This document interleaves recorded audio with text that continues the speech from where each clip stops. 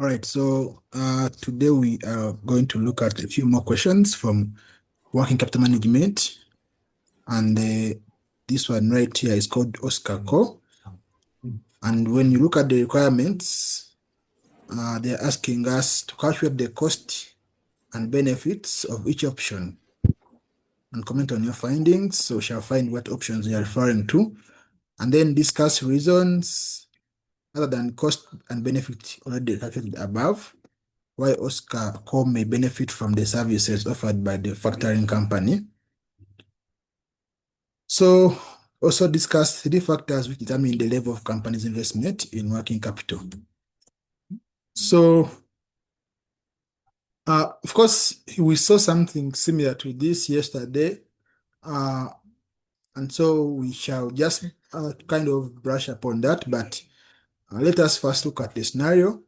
So they are saying that Oscar Co designs and produces tracking devices.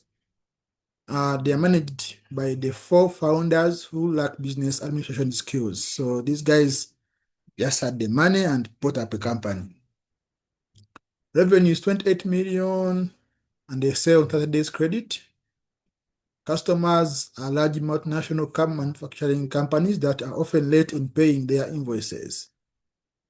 So Oscar is up to growing and revenue has doubled in the last 4 years. It has focused in the time on the product format and customer service, and managing trade receivables has been neglected. So they have not been handling their receivables very well.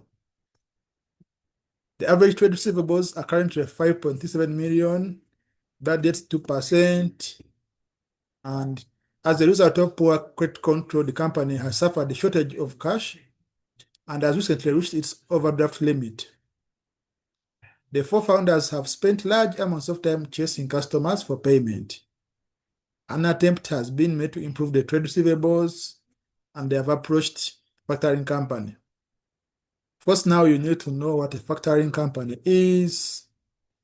So this is the two possible options that the company is giving them. So they're saying the first option is to do what we call administration by the factor of the invoicing of Oscar, sales accounting and receivables collection, and on a full recourse basis. We shall see what that means. The factor would charge a service fee of 0.5% of required sales revenue per year, and Oscar estimates that this would result in savings of 30,000 per year in admin costs. Under this arrangement, the average trade receivables collection period will be 30 days. That's the first option. Second one, again administering the invoicing, sales accounting, and receivables, but on a non-recourse basis. So they charge 1.5. Admin costs and average trade receivables collection period would be as from option 1, but we shall have to accept an advance of 80% of the credit sales when the invoices are raised at an interest rate of 99% per year. We pay interest on overdraft at 7% per year. The company operates for 365 days per year. So that's what we have as to evaluate those two options. So let us actually start by doing that. So here we are looking at the first option. And the first option, they are saying we are going to administer, but on a recourse basis. So what we want to do is to get the benefits and getting the costs. So like this is similar to what we saw yesterday. You have to look at what is there currently. So this is option 1. So the current have receivables of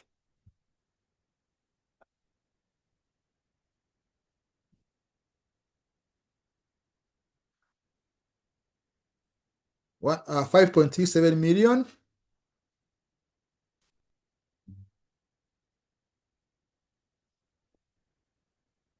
Those are the country's current receivables. And then when we do this under option 1, it will not now be, the receivables will be collected within 30 days. So what are the receivables days right now? Basically, the receivables divided by the sales is 28 million multiplied by 365. So right now it's taking about 70 days. Then when you do option 1, the receivables days will be on average 30 days. So therefore the new receivables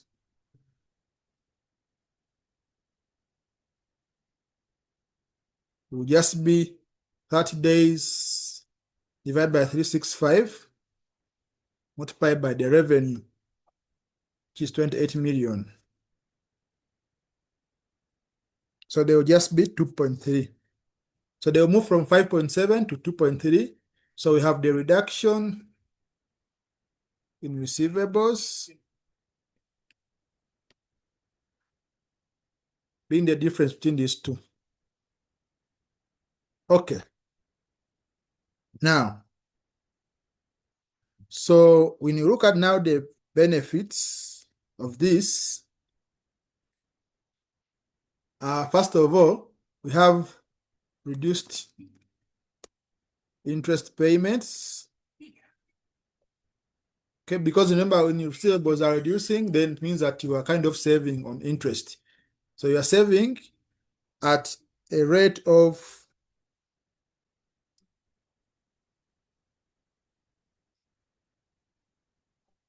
7%. So that is 214 that we are saving. They said also that we shall save 30,000 in admin costs.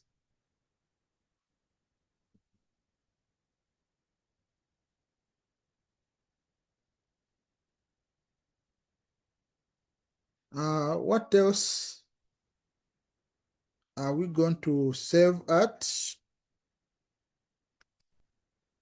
Those are the only benefits that we have.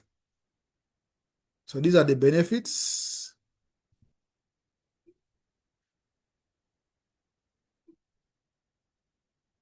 So these are the total benefits.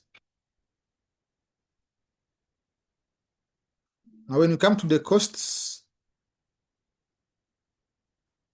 now the cost is basically, in this case, the factor fee.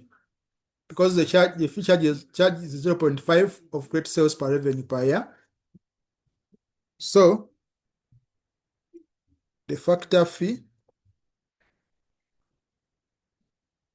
0.5% times the revenue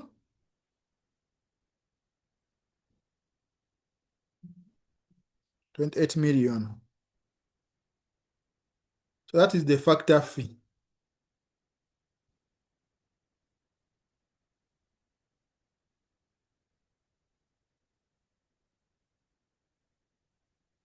So from there, we can now get the net benefit.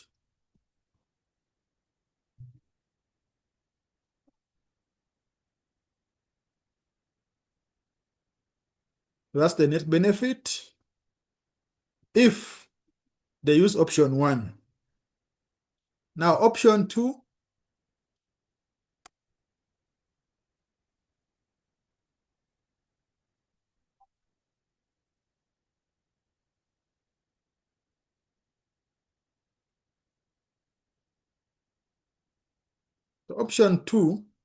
on the other hand, of course, this is still going to be the same. Receivables days. So we can copy this. Can copy all of this. Can start from there. Receivable days are still 30. But now what are the new receivables? Because they told us that for option 2, we shall still do. By the way, one thing that we need to understand is that they said something here where they said a full recourse basis. Now, what they mean by full recourse basis and the non-recourse basis and the factor itself. Okay, I'm presuming you know these things, but just for the sake of completeness, let me mention. So a factor basically is a company that you can hire to manage your receivables ledger, or rather your sales ledger.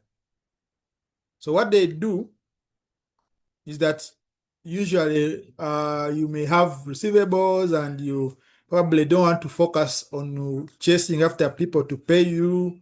Probably you've had some bad debts here and there and you feel like it's too much headache for you. You'd rather you give someone the right to handle this for you. And that's where the factor comes in. So the factor can take over your receivables. And there are two options. There is a non-recourse basis and there is a recourse basis. A recourse basis means that when you actually when you give the person your receivables ledger to collect it, whatever money they cannot collect, that is the bad debts that they are going to get, those ones are going to be, the factor will bring them back to you. Okay, the factor brings them back to you because that means that they are only going to take losses. They won't take losses for your bad debts. That's what it means. So in a way, it's cheaper because you have given them small money. That's why you can see here that if it's full recourse, they only charge 0.5%. Because whenever there are bad debts, they fall back to Oscar. But there is what we call a non-recourse basis, whereby you give them your receivables ledger and they give you the money for that receivables ledger. And in case the bad debts occur, they fall on the factor itself. So that's a non-recourse. Now, for them to be able to accept that, they need to have something more in return. So they charge you a little bit higher than when it is a full recourse. Now, the other thing the factor can do is that they can advance you some money, sort of like a loan. Instead of waiting for the money to come, then they give it to you. They can advance it to you right now, and then it is now on them to to collect it from the payables. So that is basically how factoring works.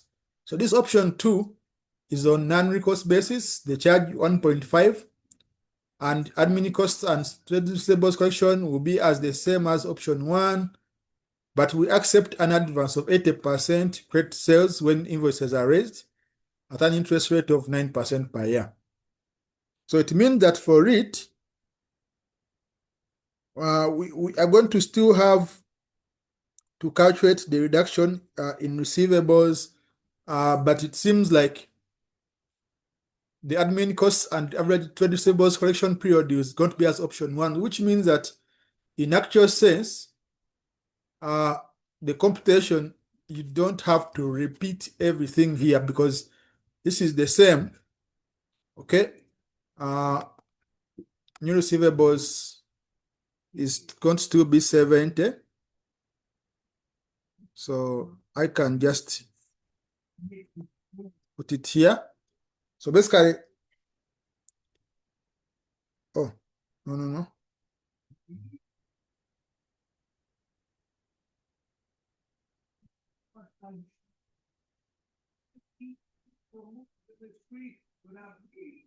I think when I copied, I didn't copy some part.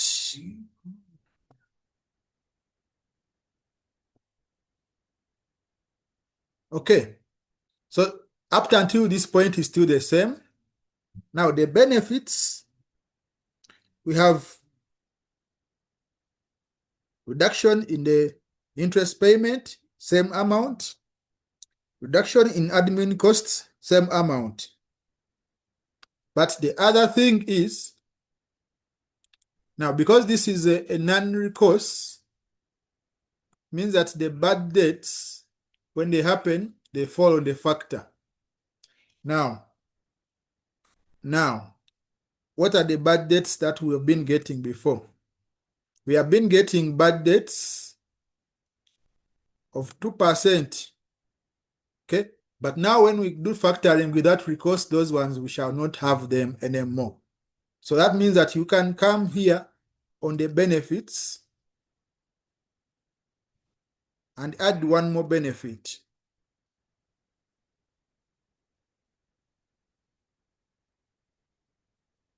So we have bad debts saved, and he said that was going to be 2% of the sales revenue, which is 28 million.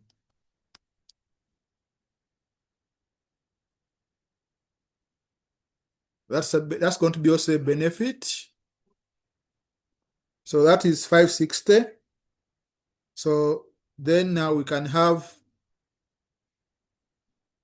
the total benefit coming to 804. Now when it comes to the cost, now you see the cost is that one of the things that's going to happen is that under this option, when they give us 80% of the credit sales, we shall pay an interest of 9%. Okay? Shall pay an interest of 9%. And remember, our overdraft is normally 7%, which means that we are paying an extra 2%. So that means that, first of all, the factors fee is going to be 1.5. So you can first clear that. Just make this one 1.5.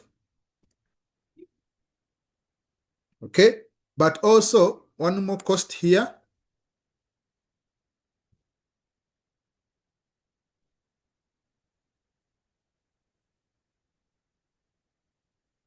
The increased finance costs. Because on the 28 million, we shall pay an equivalent of 9% minus 7% for the 80%. Okay, that they're advancing to us. So that gives us 448.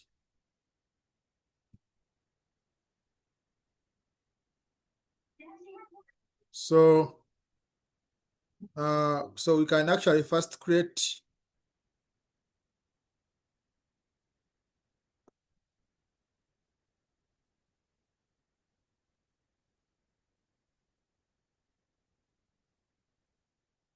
so we have our total costs, then the net benefit becomes the sum of these two.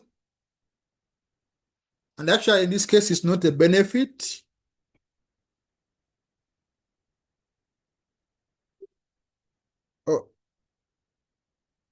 Oh, let me see if I have done the math very well, because the increased finance costs seem to be high.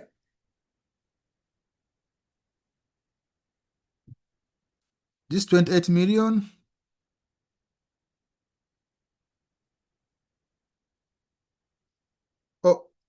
It's not the revenue, it's the receivables. Sorry. This receivables is what they are giving us some of it. So it is the receivables. Okay. So that gives us a benefit of 347,000. So obviously, in this case, we choose option 2. Okay, because it gives us the best benefit. Okay. I don't know if that is clear, if there's any question.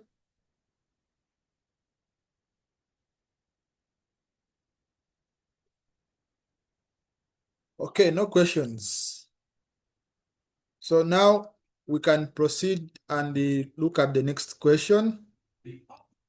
The next question is asking us that discuss other reasons not the cost and benefit that we have calculated above, why we may benefit from the factoring company. Okay. Basically, they're asking us, what do factors provide us with?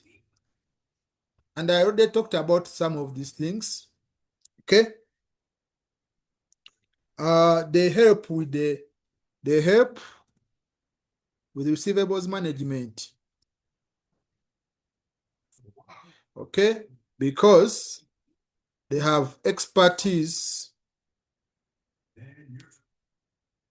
Okay, they have expertise. Since this is all they do, since this is their main business, so they can be able to help you control the receivables, and that will be beneficial for Oscar. Then also, since they are doing receivables management for so many companies, they get some sort of economies of scale. So they have economies of scale. Okay, since they are managing receivables for several companies, they are cheaper than what Oscar would incur by themselves. Okay, so because remember, like for example, if you think of a company which is like an audit firm, they have so many accountants doing audit work that they are able to optimize costs for some of the work. But imagine that you have one company and it wants to do audit and it only has one client. So they cannot be able to spread out the cost, for example, of printing, of electricity. So it becomes cheaper. The more clients you are dealing with, the more you can spread those overheads. So that is the scale that we are referring to here. Then also, they provide bad debts insurance, okay, with the non-recourse option. Okay, like when you have non-recourse option, it means that you as a company are never going to suffer from bad debts because the package includes that kind of insurance, which is a good thing to not feel the pressure of basically having to deal with the economies of not having to deal with all these things whereby you are worrying about whether you're going to have bad debts this month or not. Then also they free up management resources. And here we are referring to time mostly, because when you are not busy chasing after receivables, then you are able to do other things that are really bringing money in the company. You may find others in the textbook or in the notes so that you can have some more points to give, but you don't want to give so many points. The examiner, I think, may be giving you 1 mark per point, so you can raise 6. But if they're saying discuss, they're probably giving 2 marks per point. So you look at the marking guide and see what the marking guide advises, so that you always know how many marks are given for a given type of question. Then the last part here is to look at factors that determine the level of working capital investment. And we saw these ones yesterday.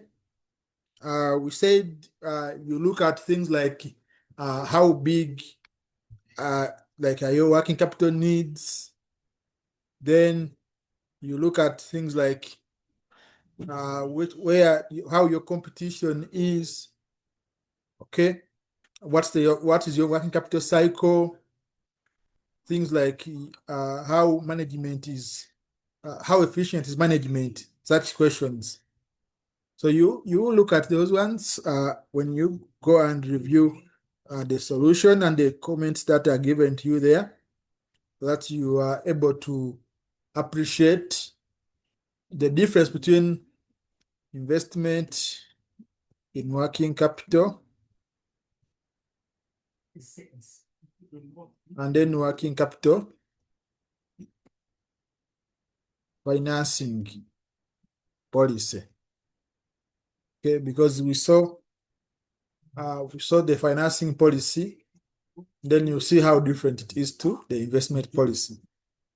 So I don't know if you have any questions, but I suppose we go to the next one, and then I think those will be enough questions from me vis-a-vis working capital management. At least section C type questions, because you need to also have looked at. So we have so far looked at receivables. Receivables and payables are sort of the same, just mirror images of each other. But there are other aspects that you need to understand, like especially with cash. Now, I don't know if this one is. This is still inventory. Let us see if the next one is for cash.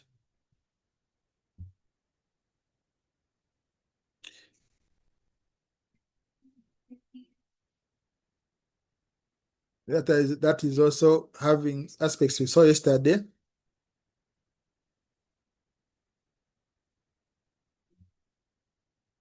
Let's see.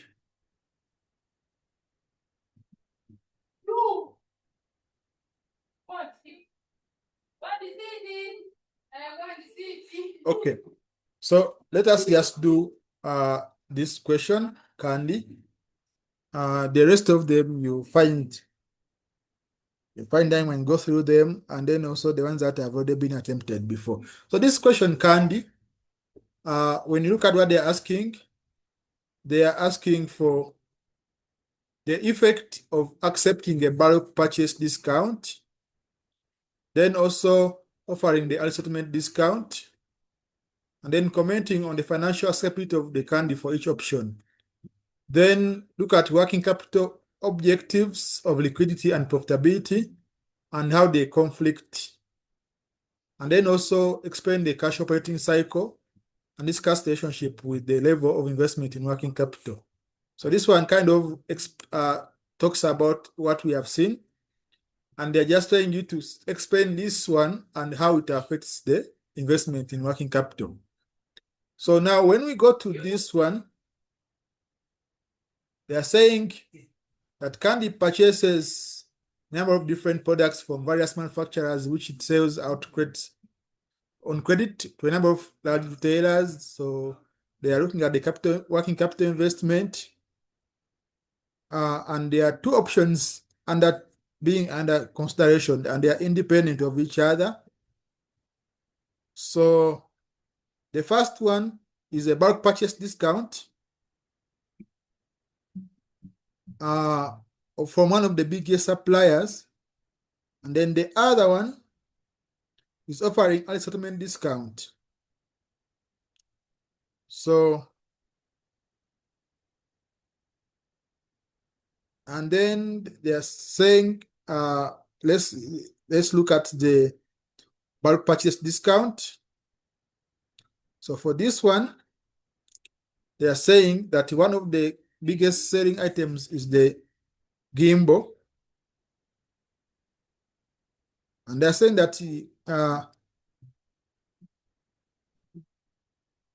one of the biggest selling items is the gimbal, and they pay $30 for a gimbal, and annual sales demand is 18,000 units. At the present, Kandy orders 1,000 gimbals, and each order costs $75 to place before the purchase price. And then they are saying annual holding costs are 9% of the purchase price of a gimbal. So due to the high level of demand for the gimbals, Kandy always holds a buffer inventory sufficient to cover 2 days demand. Now, This is a question that resembles what we did yesterday, but it's a bit trickier than yesterday's because it basically has some thinking that you need to do to kind of identify what exactly has to be done. So you need to put that in consideration as you're answering. So now, Kandy has been offered a bulk discount of 1.5 off of the purchase price if the company increases order size to 1,500 gimbals. Although this is 50% more than the size of the current order quantity, Kandy feels that it has sufficient storage capacity to accommodate this. But annual holding costs for the gimbal would increase to 10% of the purchase price. Also, the increased size of the order would result in higher delivery costs, increasing the cost of placing an order by $25 per order. If accepted, Kandy would still maintain a buffer inventory sufficient to cover 2 days demand. So that is the first option. Second option is the settlement discount. So the total crate sales 45 million per year, and the customers are equal in terms of sales value. All Kandy's crate terms require payment on 30 days. Only 60% of the current crate customers pay on time. Remaining 40% of the customers pay on average on 40 days. Kandy is considering the introduction of an early settlement discount of 0.5% for the payment within 10 days. It expects that 50% of its customers will take advantage of this offer and pay in 10 days. 20% will still pay to terms, and there will be 30% who continue to pay on average 40 days. So Kandy finances its short term at cost of 7% per year. And these are the days that we have in year 360. So now let us start with the bulk purchase discount.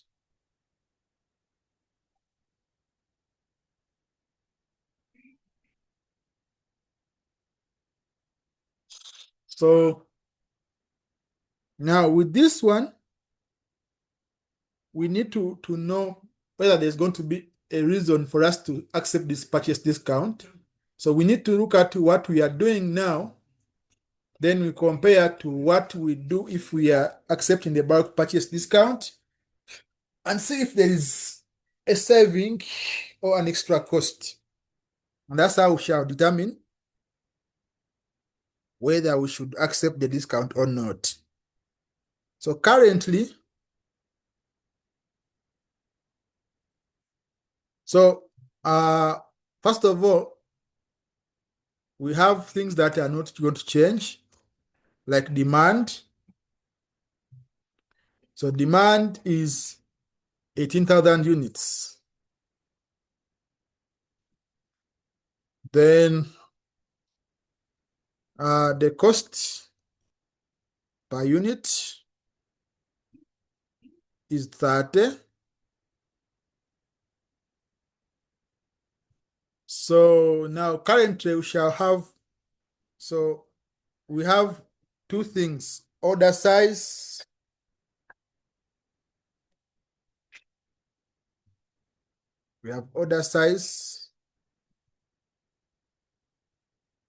then we have orders, then cost of ordering, then holding costs. Then yesterday we did not look at purchase cost. And the reason we didn't look at it is simple. When you do not have purchase discounts, the cost is not going to be relevant because you pay the same amount, even if you buy 10 orders or 7 orders, as long as the demand is the same, you have paid the amount. Now, right now, we are ordering,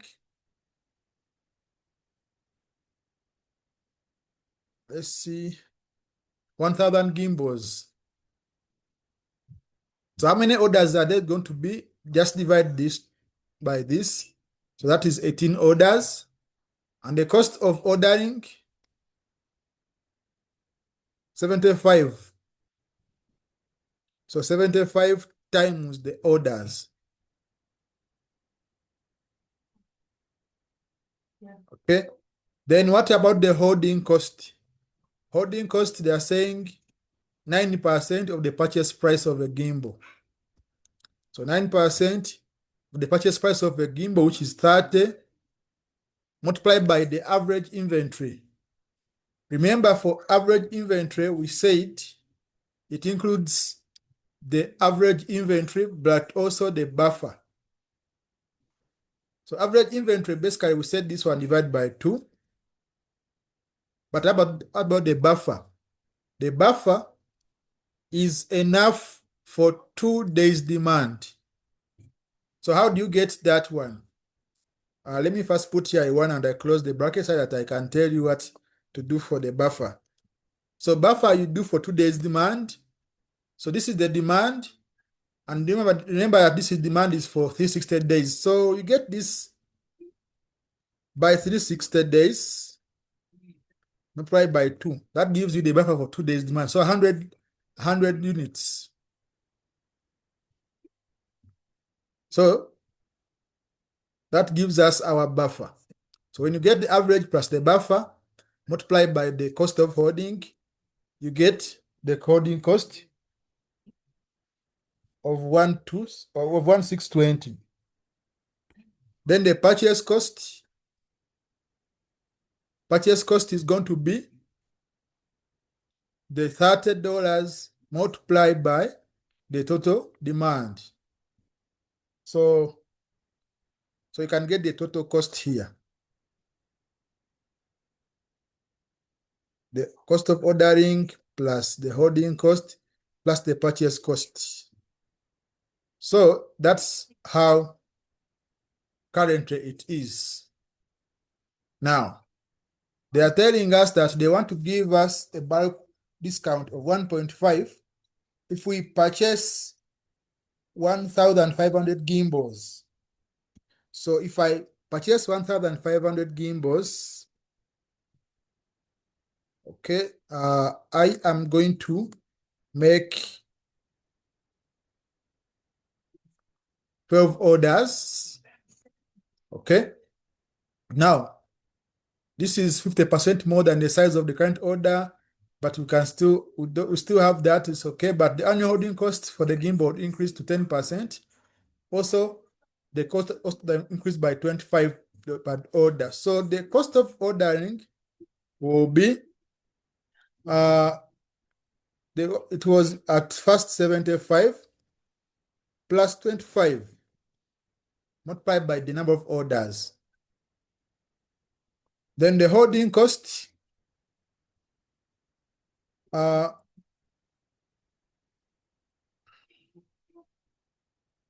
it will be now 10% of the purchase price. Okay? And we still maintain the same buffer for 2 days demand. So basically for the holding, I can first copy this whole formula. Okay? But now I am looking at now the cost when I get this discount will not be 30. Okay? It won't be 30 because they are going to give us a 1.5% discount. So I will pay 98.5% of that cost. Okay, so that give me the holding cost. What about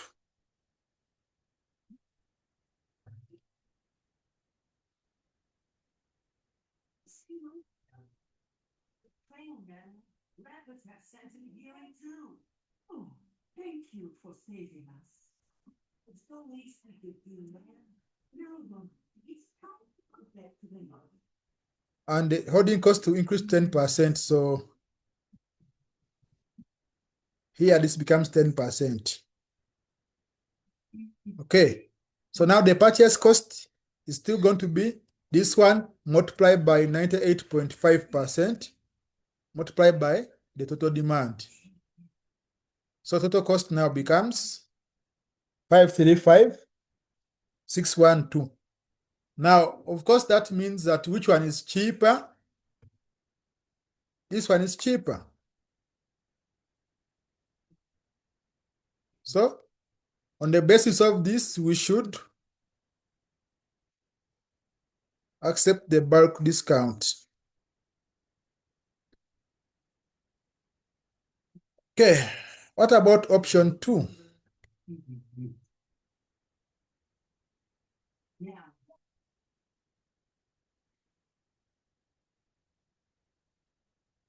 Option 2 is early settlement discount. So right now, these are the correct sales per year. So we need to look at the current situation. So currently, we have the correct sales of 45 million per year. Then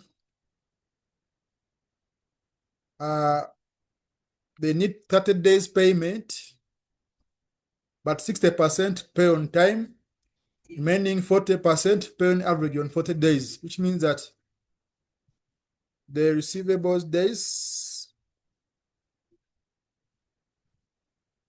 60% pay on time, 30 days, and the remaining 40% pay in 40 days average. So it's about 34 days. Therefore, the receivables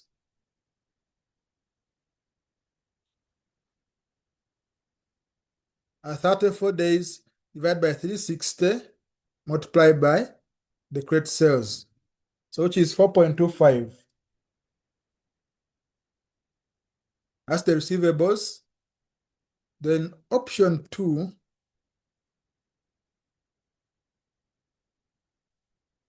so option 2, oh, no, not rather option 2. Then after, okay, after the discount. So when you offer the discount, what will happen? So they want to receive the discount of 0.5 if you pay within 10 days. So the receivables days, the expect will be 50% you will pay in 10 days. Then 20% will pay to the terms. So it means that 20% will pay in 30 and 30% will still pay in 40. So on average, the days will reduce to 23. So the receivables will be, But yes, pardon, on the receivable days after discount. yes. They said that 50% of the customers will take advantage of the offer and pay in 10 days. So we are doing weighted average. So 50% pay in 10 days. Then 20% will still pay up to the terms, which is 30 days. So 30%, 20% will pay in 30 days. And now 30% will continue to pay in 40 days. So that means that on average, it becomes about 23 days. Okay? Yes, And the understood. receivables will be 20 days divided by 360 multiplied by the correct sales. So there will be 2.87. So you can see that there is a reduction in receivables.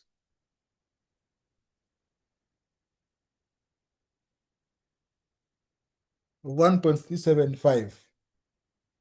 Now, so when you are coming to the benefits, So we have reduction in interest payments, which is based on 70% multiplied by the 1.375, that's 96. There are no mentions of any other benefit. Okay, so perhaps there is no any other benefit. So that's the benefit we have. Then the cost, we have loss of revenue. Okay, when you give a discount, you lose some revenue, and the revenues losing is 5%. Multiply that by 20%, no, 50% of the revenue, which is 45 million. So that will be 112 as the lost revenue.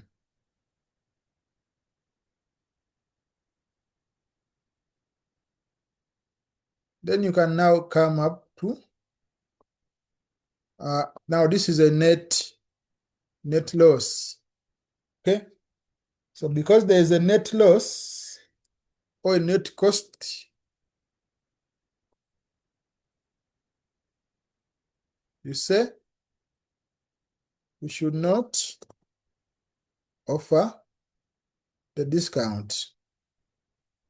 Okay, because it costs us more than we are benefiting. So basically that's how you deal with this.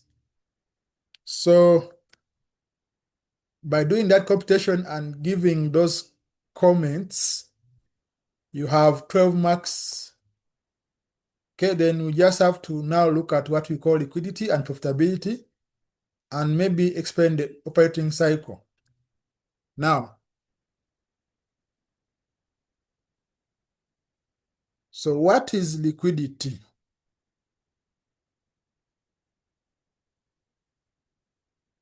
What is profitability?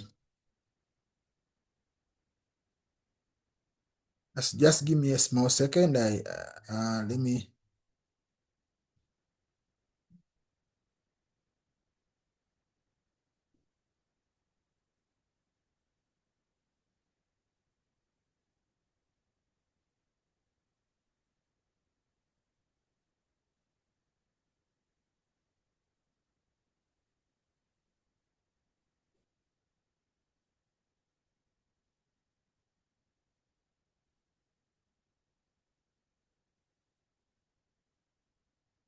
Okay, so I was saying, what's the difference between liquidity and profitability, and how they actually are antagonistic to each other? Now, I'm going to explain it in terms of, actually, this is why we need to focus on our receivables. You can have a situation whereby I sell everything I have. Okay, that is my inventory. Okay, so when you do that, you'd have revenue 5 million. Maybe it costs you 1 million, and then you have profit 4 million. Now this 4 million is profit.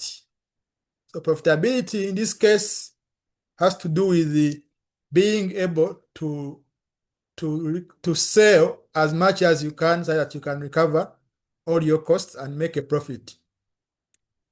But now, what if I tell you that this revenue here, 3 million of it is actually on credit? Okay, so it means that I have sold, but I have not received this 3 million yet.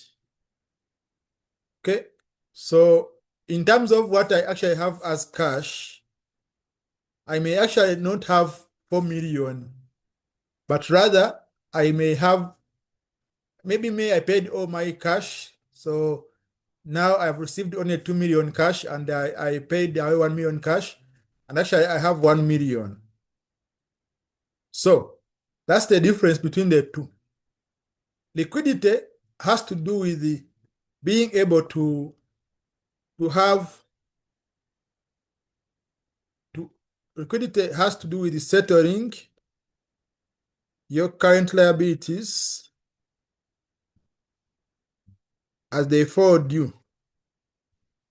And actually it has to do with having high levels of cash, inventory, and receivables.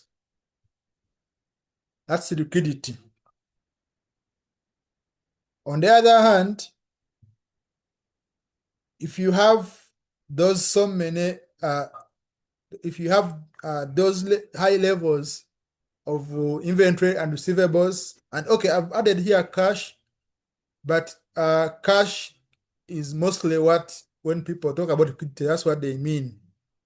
Okay, so now you might be profitable but not liquid.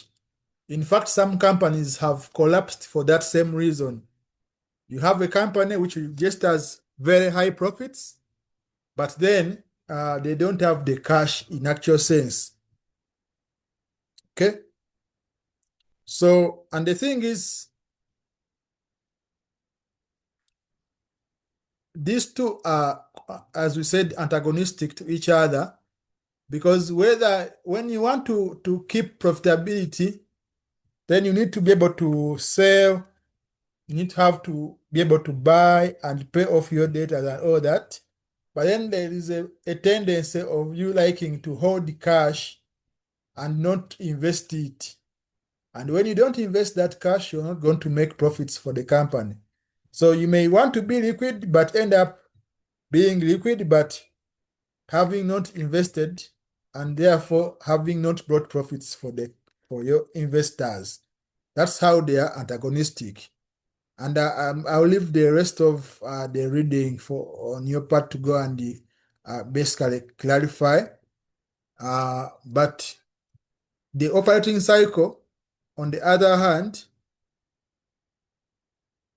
is the same as the working capital cycle. Basically, it says, okay, how long does it take for you? It's given as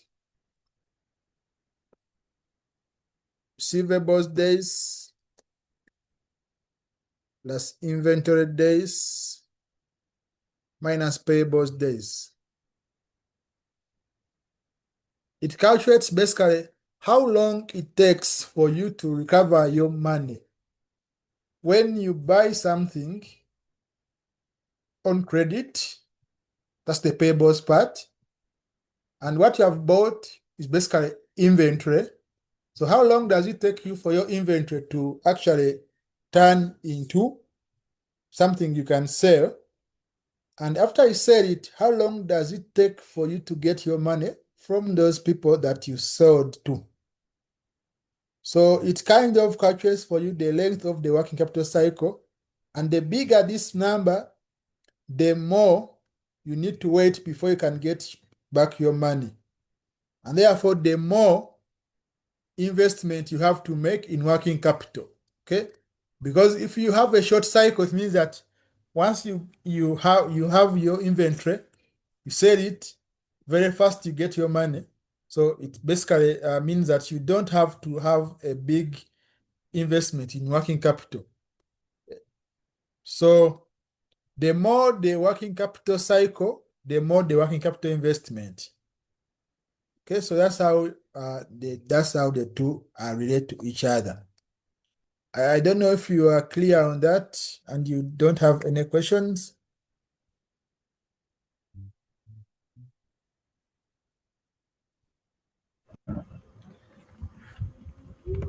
I Yes, don't. Herbert, Yeah. this is clear. Okay. It's clear to me as well. Mm. But I have a question which is outside uh, what we have covered today. Okay. What are we going to cover next week? Next week. So I'm going to let me just go back to the question that we have. So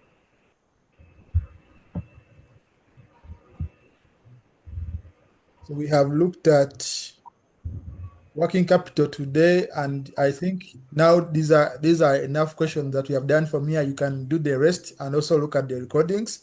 We did investment appraisal before, so we are going to actually go to business finance for next week. Shall pick questions Oh, for business finance. okay. Yes. Thank you. Okay. You're welcome. So I guess I should leave you. Please make sure that you are every day doing section A and B questions. And when you find one which is confusing, I don't know why how it goes, you can always let me know, because section A and B are very vital for your passing. Have a good night and a good weekend. See you next week. Good See you. night. Good night.